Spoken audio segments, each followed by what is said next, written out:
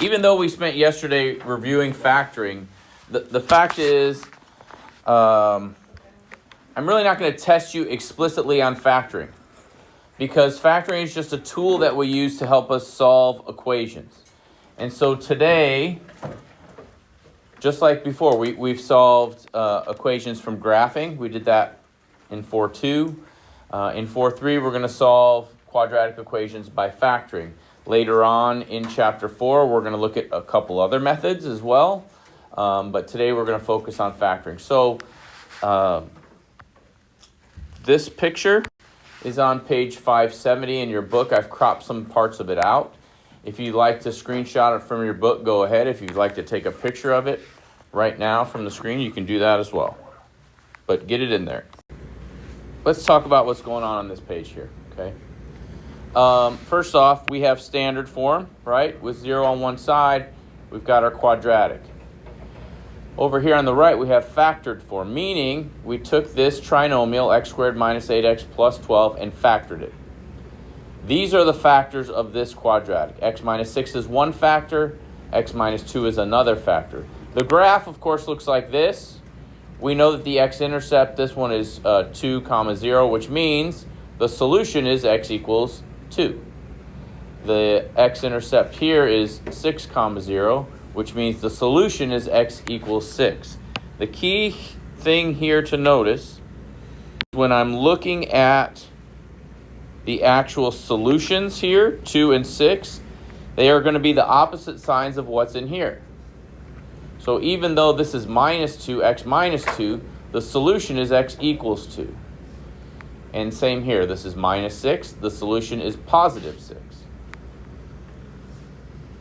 So when you're looking at the factored form and you're trying to figure out what the solutions should be, just know they will always be the opposite signs of what's in there. And I'll explain why in a second.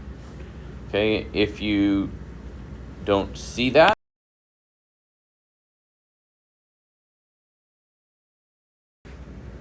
okay, here's all the drawing, color coordinated drawings, right?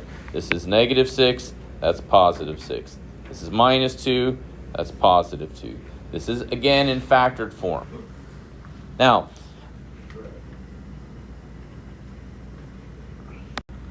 let me show you another reason why this works. Okay, I'm going to take this factored form. And so if I have, this was x minus 6 and x minus 2 equals 0. If I have two things, because this is one whole thing here, one whole thing here. If I'm multiplying two things together and my answer equals 0, what has to be true about those two things? Yeah. Shouldn't it be reciprocals of equals 0? Okay, listen to my question again. If I have this number times this number and it equals 0, what must be true? Try again. Yeah, one of them has to equal 0. One of them have to equal 0, or Both of them. Or both of them could equal 0. So in reality here, the reason why the opposite signs thing works is either this is true or this is true. So once we have it in factored form, all we have to do is set them equal to 0. Now I just showed you that that's those opposite sign things. That's why the opposite sign thing works and exists. Because what we're trying to do is figure out what value for x will make this whole thing equal to 0. So when we're going through and solving quadratics, we get it into factored form first, and then you can solve it, or you can just go, look, it's just the opposite sign, and so we're good. That's why it works, okay? That's the first part of what we're doing, okay? The second part is going the other way. We're going to give you the solutions, and you're going to create the quadratic. So here's the next type of problem we're going to be looking at. We're going to write a quadratic equation in standard form with 3/4 and -5 as its roots. Remember, roots, zeros, solution all mean the same thing. So go ahead and get that down, and then we'll go through it. Okay, so keeping in mind the opposite sign thing, what we're going to do is basically put this into an equation. And so if my solution is 3/4, how will it show up in the binomial? Is it going to be x plus 3/4 or x minus 3/4? X minus 3/4. So my first step is just, again, using this whole opposite sign idea. How about the second binomial? Is that going to be x plus 5 or x minus 5? X plus 5. Then, since we're creating an equation, it's got to be equal to 0. Okay, that's my first step.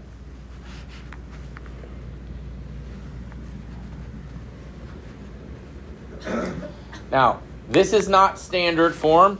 What is this form called? Factored form. This is factored form. Okay. What we're trying to do is end up with an x squared equation. So what do you think I should do next? Alejandro, what do you think? Multiply. What do we call it when we have a binomial times a binomial? Patty? Leo? Foiling. Remember FOIL? Okay, so that's what we're doing here. So I need you to FOIL this out, so please do that. All right, so first step, you should have gotten, I guess I skipped the first step. Let's move that. I'll write it in for you. All right, so it should be x squared plus 5x minus 3/4 x minus 15/4. Okay? Oops, I forgot an x. There we go. That's what you should have gotten to begin with. Right? Which means this is 20/4. So 20 minus 3 is 17, and then I have my minus there. Okay? Now, notice here that the problem says standard form. What do we remember about standard form? What can't you have in standard form? Yes, Daniel. A negative a. Negative a, correct. You can't have a negative a. Do I have a negative a? No. What else can't you have? Fractions or decimals. So we've got to get rid of the fractions or decimals. So what am I going to have to multiply by? 4. Let's clear the fractions. Multiply everything by 4.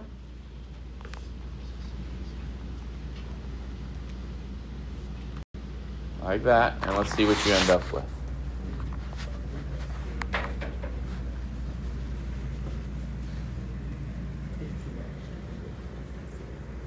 So this problem's nice since the denominators that exist are both 4, which means they'll both cancel. So I'll just end up with 4x squared plus 17x minus 15 equals 0. If you wanted to, so when you have fractions in your solutions like this, could you, what Izzy was asking was, could you have written it like this instead? And this goes back to that slide, divide, bottoms up idea. Okay, so if you want to do that, you can do that, and then when you FOIL this out, you'll get right to here, and you won't have to mess with the fractions. So that only works when one of your roots is a fraction. And yes, you can do that if you want. Okay? Any other questions? So this is my final answer. Really, a problem like this is saying generate the solution. And, well, they've given us the solutions. Generate the equation. So we're going backwards on problems like this. And you'll have some of that on your homework and also for your test. Okay? Now let's actually solve by factoring. What's important to remember here, whenever you see the word solve, that means eventually you're going to have x equals something or whatever the variable is. Your final answer will always be a solution, which means it will be some type of equation. In the worksheet that we did yesterday, we never solved anything. All we did was factor expressions. We factored completely. We didn't solve any equations. So whenever you see the word solve, please, please, please remember that your final answer should have an x equals something. or y or z or whatever the variable in the problem is, okay? So please keep that in mind. Every year I have kids that lose a lot of points on the test because all they do is factor and they don't actually solve. So they've only done half the problem. And so they lose a ton of points because they do that. So please remember, whenever you see the word solve or it says find the solution, your final answer is going to be an equation stating what the variable is equal to. All right, let me take you through the steps. First step, make sure one side of the equation equals 0. And we did that already in 4.2. In order to solve by graphing, we needed to make one side equals 0. We're going to do the same thing here when the method, the strategy that we use to solve the quadratic is factoring. Next, you're going to factor the equation. Obviously, there's nothing to do on one side since one side is 0. But now you're going to factor that left or right side of the equation just like you did on the worksheet for today. Next, you're going to set each factor equal to 0 and solve. So when I showed you why that opposite sign thing worked, that's what you're going to be doing.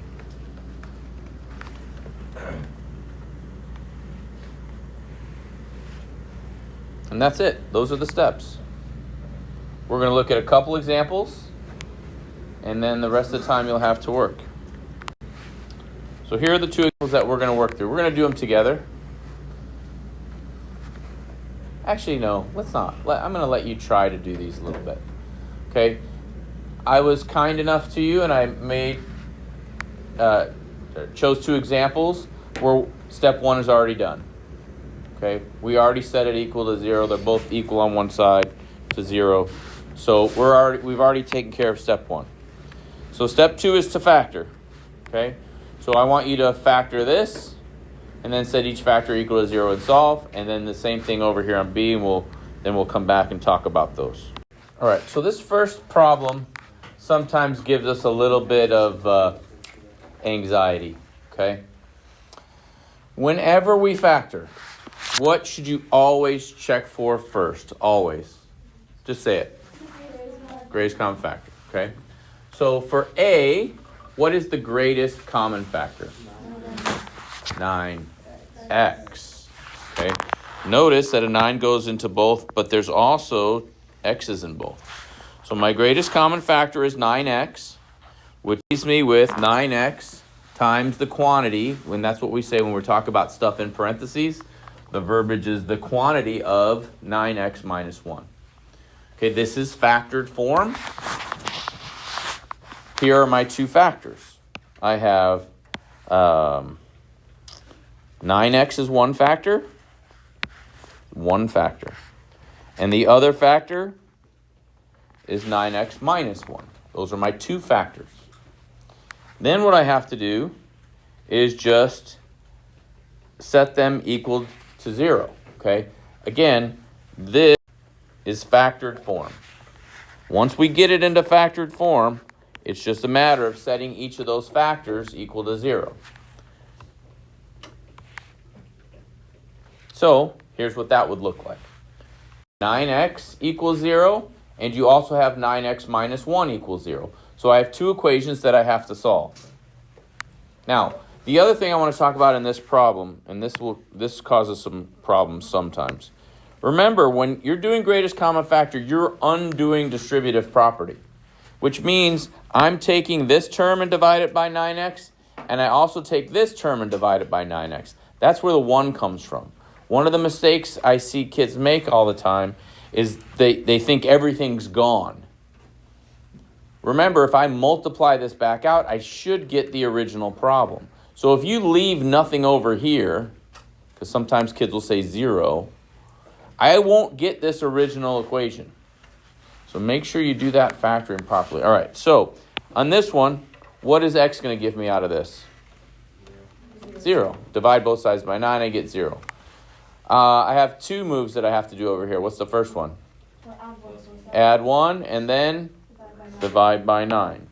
Okay, so my two solutions for this problem should be 0 and 1/9. This is the solution. Okay. What will happen on the quiz or on the test, every year I get kids that stop right here. They factored it, but they didn't solve it. Please don't be one of those kids. I want to say there's like 8 or 10 problems like this on your test.